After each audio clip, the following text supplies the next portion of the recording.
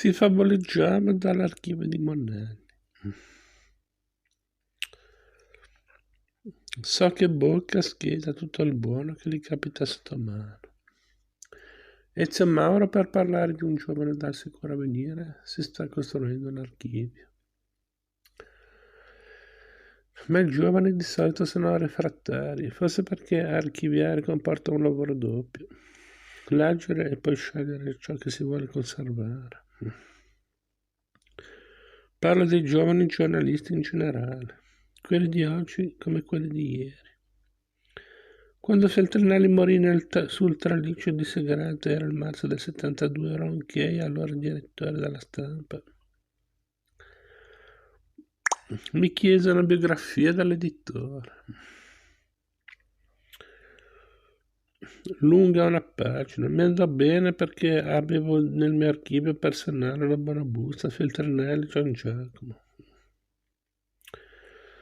Ma fui costretto a lavorare barricato nella sede milanese della Stampa in piazza Cavour. L'uscio rimbombava dei pugni accorati di 4 o 5 colleghi che mi imploravano di prestare i miei ritagli. Ovviamente, a parola di GDB, mi avrebbe proibito. Parola che GDB, scusate, mi avrebbe proibito, risposi picca.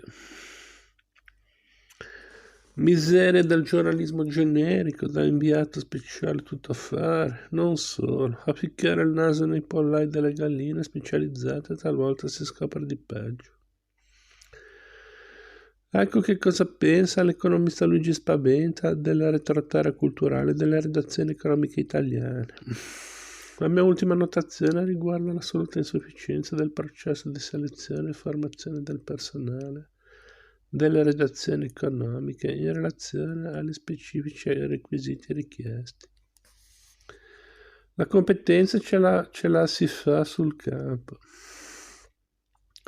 senza alcuna preesistente preparazione tecnica e teorica, mentre non mi risulta che si sia promossa in alcun modo l'assunzione di giovani economisti ai quali insegnare il giornalismo si richiede poi ai giovani praticanti o redattori di andare a caccia della notizia, della dichiarazione, piuttosto che di investire un po' di tempo nella documentazione e nella ricerca. E Giuseppe Turani, star del giornalismo economico, descrive con altrettanto realismo la rana gonfiata del suo settore. All'inizio degli anni 70 un po' tutti i giornali cominciano a rincorrere l'informazione economica. Si allargano gli spazi, si assumono giornalisti specializzati. In realtà questi giornalisti non esistono e devono essere inventati, prendendoli dalle altre sezioni dei giornali o anche al di fuori della struttura dei giornali. A tutti viene chiesto di dare il meglio, perché la concorrenza si è fatta molto forte. Nonostante questo, gli organici delle sezioni economiche dei giornali rimangono molto modesti. Oggi la sezione economia di un qualsiasi quotidiano italiano è semplicemente questo, un gruppo di 7-8 giovanotti distribuiti fra Roma e Milano che con l'aiuto di qualche telefono e di agenzie malfatte cerca di battere la concorrenza. Gli uffici di documentazione sono praticamente inesistenti, sia perché manca il personale specializzato, sia perché i giornali non ritengono utile investire grosse somme in simili strutture. Credo che se potessimo fare in questo momento un'ispezione nelle redazioni economiche dei maggiori giornali italiani, difficilmente riusciremo a trovare una serie completa, non dico dei documenti del Fondo Monetario Internazionale, ma nemmeno delle circolari dell'Istat. Spaventa e Turani affermavano queste verità nel maggio del 78 su problemi dell'informazione. Sono passati 8 anni, qualcosa da allora è cambiato. I giovanotti che in un grande quotidiano di informazione coprono l'economia e la finanza e il sindacato non sono più solo 7 o 8. A Repubblica fra Roma e Milano sono 15. E spesso poi si tratta di giovanotte, cioè di giornaliste, quasi tutte di prima qualità, però i però sono tanti, ne parleremo fra poco. Qui concludo dicendo che nello zoo dell'informazione il reparto degli asini è sempre molto affollato, anzi a me sembra più affollato d'un tempo. Se ripenso a 20 anni fa, mi pare giusto dire che allora la borsa dei nostri attrezzi professionali, tutto sommato, era all'altezza del lavoro da fare. Ma in 20 anni la società è radicalmente mutata, si è fatta più complessa ed è molto più difficile raccontarla, anche i lettori dei giornali sono cambiati. Partendono di più e di meglio dei lettori di 20 anni fa, questa rivoluzione ininterrotta ora vedendo i giornalisti una professionalità sofisticata, un aggiornamento culturale continuo, un riciclaggio intellettuale senza sosta. Invece si apre la nostra borsa dei fari anno 1986 e quindi anche la mia borsa, ci trovo più o meno gli attrezzi di allora. Il risultato è un giornalismo vecchio, un giornalismo stanco, incerto, generico, senza fiducia in se stesso, senza orgoglio, impaurito sotto la pelle della sua baria, debole anche nei confronti dell'editore padrone.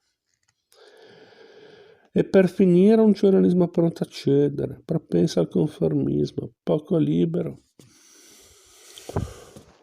Piero Stellino, direttore del Corriere, ha detto un giorno parole che sottoscrivo. La libertà di ogni giornalista nasce dalla sua autonomia culturale, dalla sua competenza, dalla sua preparazione professionale. Insomma, la libertà di un giornalista si misura dalle cose che sa.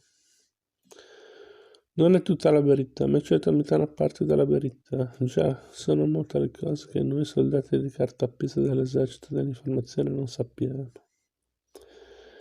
Ma ci sono anche delle cose che dovremmo sapere, che potremmo sapere, che abbiamo sotto gli occhi e che non vogliamo vedere. Come dimostrerà il seguente caso di cecità collettiva è durato un po' d'anni.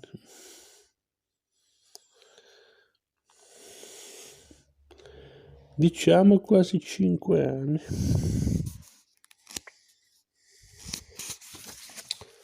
Capitolo 3. I ciechi.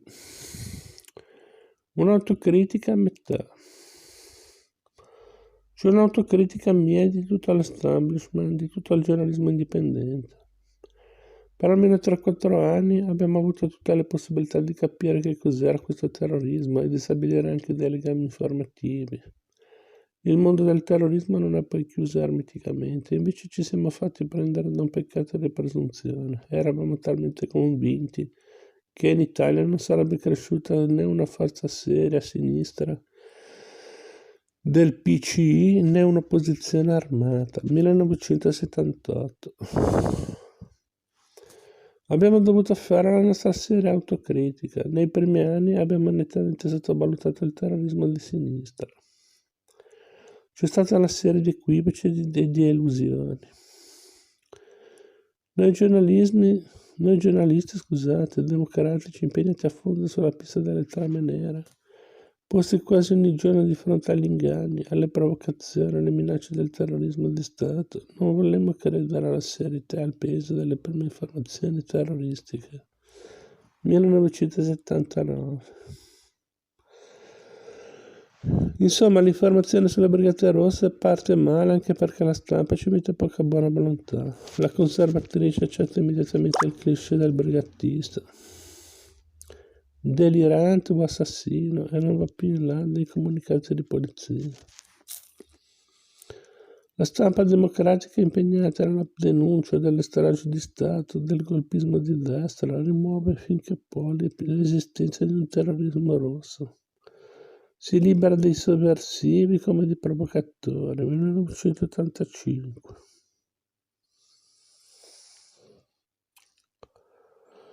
Bisogna ammettere che abbiamo preso una bella cantonata. Diciamo la verità, noi siamo andati avanti per degli anni a dire che c'era solo il terrorismo nero e su questo terrorismo rosso siamo stati molto reticenti, almeno all'inizio, 1985.